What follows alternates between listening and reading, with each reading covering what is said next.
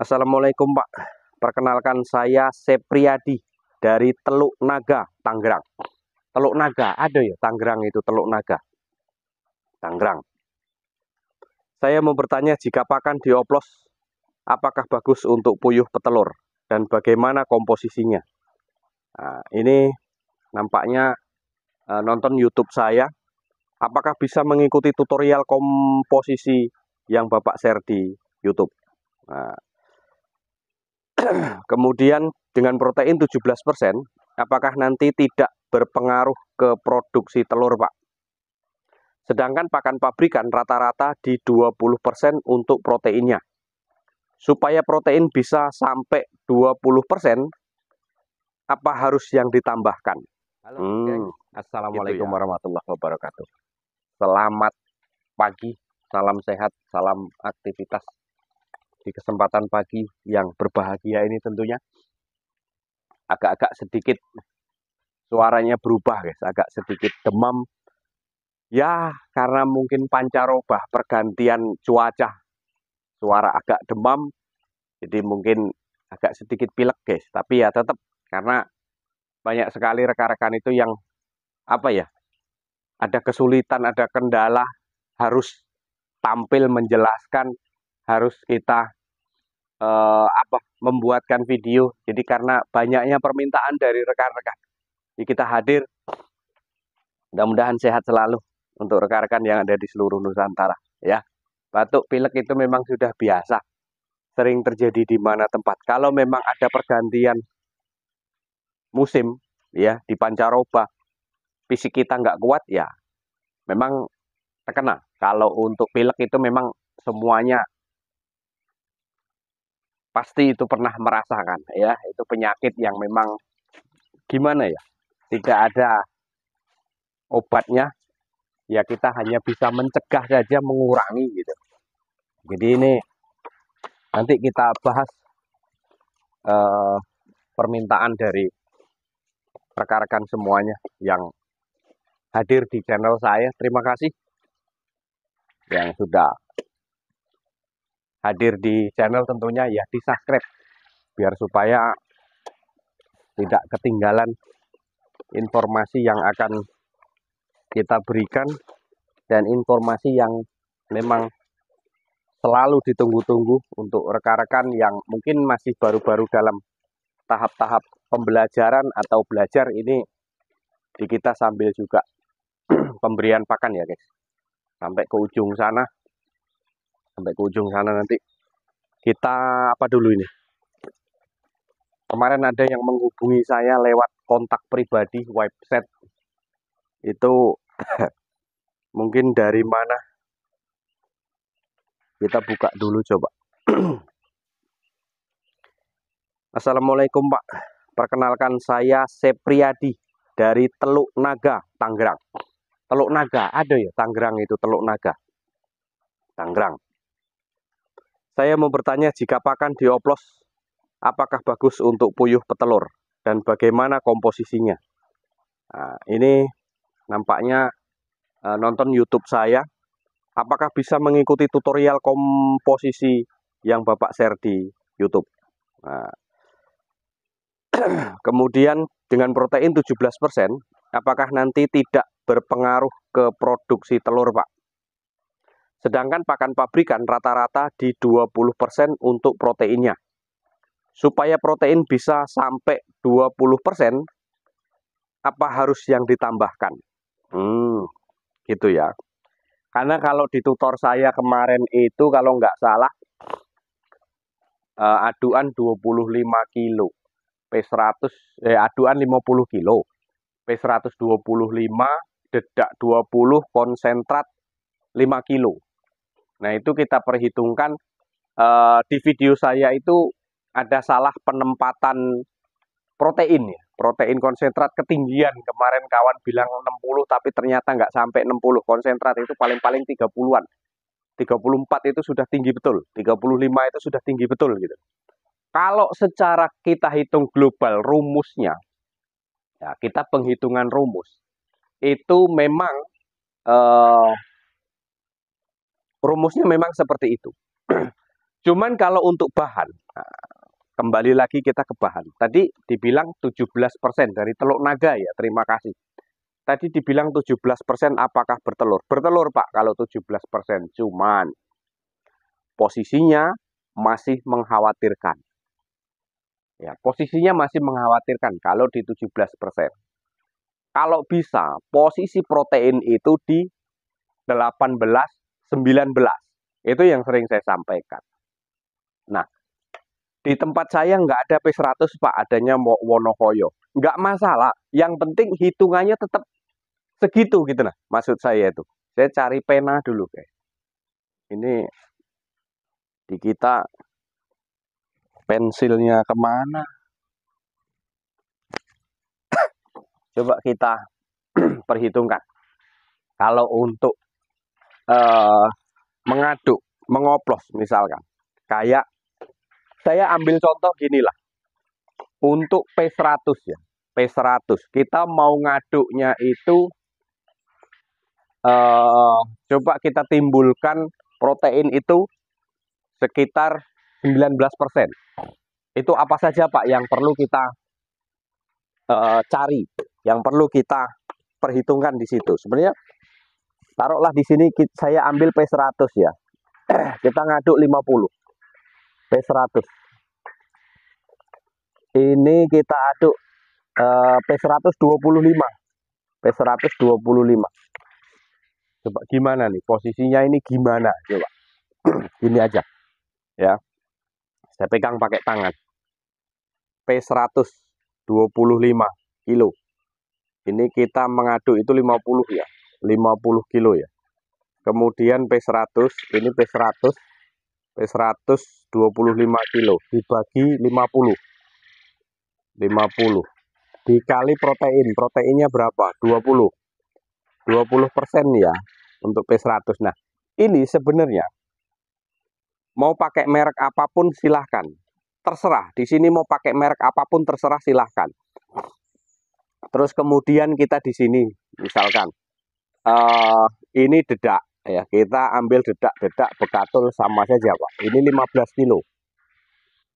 15 kilo dibagi 50 dikali protein. Protein dedak itu kalau nggak salah 10. Tapi kalau difermentasi dia naik menjadi 12 kalau nggak salah ini. Ya, saya sarankan kalau untuk dedak itu difermentasi lah. Karena apa? Kalau takutnya kita terbeli dengan dedak yang kurang bagus. Tapi kan kalau difermentasi dia stabil. Nanti hasilnya nggak naik turun. Ya, kalau difermentasi dia stabil. Terus ini coba kita di sini berapa nih? 10 berarti. 10 konsentrat ini. Dibagi 50. Kalau untuk konsentrat ini yang tinggi ini konsentrat untuk bebek ini kalau nggak salah ini. Ini 25 sampai 34 ini. Ya, 34. Nah, tinggal saja susun sini. Jumlahkan semuanya. Ya, P100, kemudian dedak bekatul 15 kilo, kemudian 10 kilo konsentrat ini yang di sini. Kemudian tambahkan mineral Pak. Mineral itu harus ditambahkan. Mineral itu apa? Mineral itu untuk menguatkan telurnya. Kalau nggak ditambah mineral, saya sanksi, saya ragu. Kalau nggak ditambah mineral, nanti hasilnya nggak bagus. Kekurangan kekurangan kalsium dia. Itu. Nah, ini coba kita hitungkan. Coba kita hitung dulu. Tadi itu 25 P100 dibagi 50 dikali 20 ya, karena proteinnya 20. Nah, ketemunya 10 guys. 10. Kemudian dedak 15 kilo. 15 dibagi 50 dikali dedak itu 10% proteinnya kalau belum difermentasi. Kalau sudah difermentasi itu 12. Kalau saran saya memang harus difermentasi dulu. Nah, ini coba kita kalikan 10 saja dulu. Kali 10. Nah, ini ketemunya 3 di sini. Ketemunya 3. Kemudian konsentrat 10 dibagi 50 dikali 34. Ketemunya berapa? Kita dulu. 10 dibagi 50. 10 dibagi 50. 0,2 dikali 34. 6,8. 6,8. Nah, ini kita jumlahkan 19,3%. 19,3% ya. Nih, ketemunya 19,3%, kawan. Ya, ini saya ulang lagi, kita sama-sama belajar di sini. Ini tadi P100, ini P100, 25 kilo. Dibagi 50, karena total kita semuanya adalah ngaduk 50 kilo. Kalau mau ngaduk 100 kilo, ya bisa juga di sini. Kita ubah 100 kilo. Pembagiannya pun ya 100 kilo gitu. Caranya seperti itu. Nah, terus di sini 50 dibagi 50 dikali 20%. 20% ini adalah jumlah protein. Ketemunya 10. Kemudian ini adalah dedak. Dedak saran saya kembali lagi, itu harus difermentasi kalau bisa. Semaksimal mungkin usahanya fermentasi, supaya dia hasil persentase proteinnya itu tidak naik turun. Takutnya nanti ketemu barang dedak yang nggak bagus, nah itu nanti takutnya proteinnya turun. Nah, ini 3. 15 ini, di sini proteinnya 3. Kemudian konsentrat ini yang bisa mendorong, yang bisa membantu. Konsentrat 10 kilo. Kemudian ini dibagi 50. 10 kilo dibagi 50 dikali 34. Karena proteinnya kita ambil yang dedak konsentrat bebek itu kalau tidak salah 34% itu. Nah, ini 3. Berarti kita jumlahkan 19,3%. Ini total protein. Nah, di sini ini aman, kawan. Aduan ini aman 90%. Tetapi perhitungkan dulu. Mungkin di sini ada yang pakai Wonokoyo, mungkin di sini ada yang pakai merek lain. Pertimbangkan dan perhitungkan di sini protein masing-masing dia. Kemudian dedak juga, dedak sama. Kemudian konsentrat. Nah, ini kedua harga, ketiga harga ini beda, Pak. Mau dikasih jagung juga sih sebenarnya nggak apa-apa di sini. Gitu. Lain daerah, lain harga. Silahkan dihitung saja ini semuanya. Tapi ini tetap tambah mineral ya. Silahkan saja ini dihitung semuanya. Terus kemudian ketemu di per kilonya harga berapa. Gitu. Ketemu di per kilonya harga berapa, kita bandingkan dengan kalau kita beli kalau kita beli pakan yang murni, itu selisihnya berapa. Kalau memang kita ngoplos ini lebih tinggi, ya kita cari bahan lain. Gitu loh. Kalau kita ngoplos ini dengan bahan 3 itu, ternyata di situ lebih tinggi daripada ngoplos, ketimbang kita beli pakan murni, yaitu mending urungkan saja. Nah, kalau enggak kita ganti bahan yang relatif mungkin murah di situ gitu. Ataukah nanti ketemu ampas tahu, ataukah nanti ketemu bungkil kelapa, ataukah nanti ketemu ampas kelapa, ataukah nanti ketemu onggok di situ. Nah, rekan-rekan yang di Lampung itu kan onggok banyak itu. Kadang-kadang kalau saya lewat ke Jawa, saya kembali ke Lampung juga banyak di pinggir jalan onggok itu. Karena kan di daerah Menggala, di daerah kan ubi banyak di situ, pabriknya memang. Tapioka di situ. Nah, itu onggoknya itu bolehlah itu nanti di uji coba dulu. Nah, saran saya, kawan, uji coba pakan yang sudah kita oplos seperti ini jangan semuanya. Jangan semuanya. Kalau semuanya nanti ada apa-apanya nanggung. Tetapi kalau di sini ketemu 19%, saya yakin sih nggak terlalu ada perubahan signifikan ya. Tetap ada perubahan. Di masa-masa transisi pergantian pakan, itu pasti ada perubahan. Ada ngedrop dulu. Tapi nggak lama, biasanya gitu. Nah, yang dipertanyakan tadi, 17%, apakah bertelur, Pak? 17% bertelur, tapi kita masih was-was. Kita masih was-was. Apabila terjadi kita di situ ngoplos itu tadi, dedaknya nggak bagus, ada bahan yang nggak bagus, protein menurun tanpa kita sadari. Karena apa? Kita nggak bisa ngecek secara labor. Kita hanya main memperkirakan. Nah, hati-hati kalau memang mau ngaduk. Cuman, saran saya kalau ngaduk itu proteinnya harus ketemu 18, 19. Syukur 20. Ya kalau 17 itu memang bertelur kawan, 17 bertelur. Cuman hati-hati di situ. Ya, karena apa? Puyuh itu bertelur itu di protein 17, 18, 19, 20. Stop sampai 20, jangan lebih. Kalau lebih dari 20, biasanya kotoran nggak mau kering.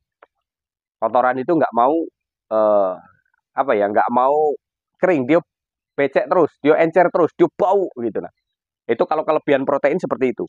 Yang pas itu sebenarnya, saya pernah mencoba dulu 18, 19. Kawan-kawan juga ada itu, Pak Aat itu berhasil mengoplos pakan itu ya.